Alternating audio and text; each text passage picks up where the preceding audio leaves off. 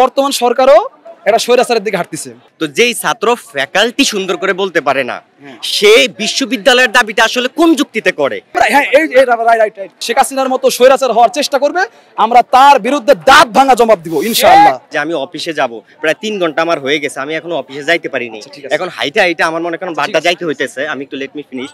তো এই যে এত কষ্ট করলাম, ধরেন অনেক ছাত্র কিন্তু রাজপথে ছিল না, অনেক ঊর্ধ্বতন কর্তৃপক্ষের ছেলে ছিল, যারা প্রশাসনিকভাবে তারা বাসায় ছিল, আপনাদের ছাত্রদের সাথে কারা কাঁধ মিলাইছে। আমরা যারা জেনারেলে ছিলাম এরা আসছে, পথচারীরা আসছে। তো এই যে গরিব অসহায় মানুষের যে ভোগান্তি, এটা এখন আপনারা দিচ্ছেন ক্রমাগতভাবে। প্রায় অনেক দিন ধরে আপনাদের আন্দোলন চলতেছে, আজকে রাস্তা বন্ধ, কালকে রাস্তা বন্ধ।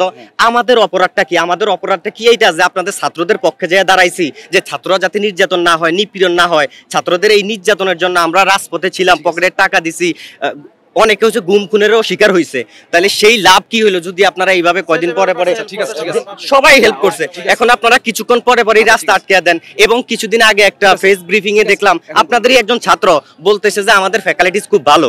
তো যেই ছাত্র ফ্যাকাল্টি সুন্দর করে বলতে পারে না, সে বিশ্ববিদ্যালয়ের দাবিটা আসলে কোন যুক্তিতে করে? এটা আপনার কাছে আসলে কেমন মনে হয়? এই যে আচ্ছা, প্রথম আঞ্চলিক, আচ্ছা ঠিক আছে, আমি বলতেছি যে আচ্ছা ঠিক আছে, আপনার প্রশ্নের উত্তর বলুন। ঠিক আছে, আমি এখন বাড়িতে যাইতে পারতেছি না। আচ্ছা, আমি খন্ড ভাবে আচ্ছা ঠিক আছে, আমি আপনার খন্ড ভাবে প্রশ্নের উত্তর দিই। প্রথম প্রশ্ন হচ্ছে আমরা কেন নামছি আবার। তো আমরা আজকে মাঠে নামছি কিন্তু বর্তমান সরকারের হচ্ছে দ্বিচারিতা ও অলস মানসিকতার বহিঃপ্রকাশ থেকে। কারণ তারা কিন্তু যথেষ্ট সময় পেয়েছে।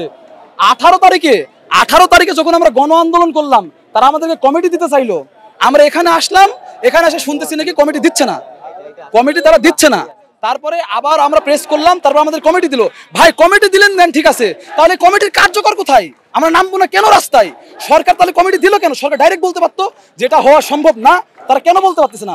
আমরা হ্যাঁ রাইট আমরা রাস্তা বন্ধ করার পক্ষে, দুর্ভোগ সৃষ্টি করার পক্ষে কখনোই ছিলাম না। যদি থাকতাম তাহলে 18 তারিখের পরে আমাদের 19 তারিখেও বারাসাত ব্যারিকেড ছিল। আমরা 19 তারিখ কিন্তু বারাসাত ব্যারিকেড করিনি। আমরা আমাদের ক্যাম্পাসের মধ্যে আমরা মানববন্ধন করেছি, মানববন্ধন, লিফলেট বিতরণ, এই ধরনের হাজার কর্মসূচি আমরা পালন করেছি।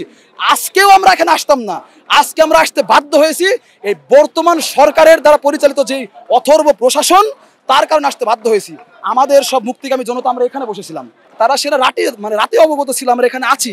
বাট তারা সকালে কি করছে, চিত্তরঞ্জন পাওয়ার জন্য, মানসিকভাবে প্রশান্তি পাওয়ার জন্য তারা খেলাধুলা সহ সাংস্কৃতিক অনুষ্ঠানের আয়োজন করেছে উচ্চ স্বরে। তাহলে এটা কেমন মানসিকতার বহিঃপ্রকাশ? তারপরে আমরা তাদেরকে বললাম যে আপা অন্তত এটা করেন যে আমাদের হ্যান্ড মাইকে পরিচালনা করেন। তো আমরা মনে করতেছি যে বর্তমান সরকারও এটা স্বৈরাচারের দিকে হাঁটতেছে। কারণ এই যে 20 ঘন্টা সময় পেয়েছে তারা, তারপরেও তাদের পক্ষ থেকে কেউ আসে আমাদেরকে বললো না যে এটা এইভাবে না, এইভাবে বা আমরা এইভাবে চাচ্ছি। তাও সে বলছে, যদিও আমরা তাদের আশ্বাস শুনবো না, কারণ যথেষ্ট যুক্তিতর্ক হয়েছে। আমরা হচ্ছে মেবি 52 পেজের একটা ফাইল দিছি, সেই ফাইল মনে হয় তাদের পড়ার সুযোগ হয় না, তারা অনেক কাজে ব্যস্ত আছে, বিভিন্ন ঠিকাদারি কাজে ব্যস্ত আছে। যাই হোক, যে কাজে ব্যস্ত থাকে আমাদের ওটা দেখার বিষয় নয়। কিন্তু আমাদের ছাত্র সরকারের সময় এই জুলাইয়ের রক্ত যে আমাদের শরীরে এখনো বহমান, জুলাইয়ের ঝাঁজ, এটা কিন্তু বর্তমান সরকারকে মনে রাখতে হবে। আমরা কিন্তু কাউকে গুরু মানি না। যেই শেখ হাসিনার মতো স্বৈরাচার হওয়ার চেষ্টা করবে, আমরা তার বিরুদ্ধে দাঁত ভাঙা জবাব দিব ইনশাআল্লাহ। খবরের কাগজ, নিখাদ, নির্ভীক, নিরপেক্ষ।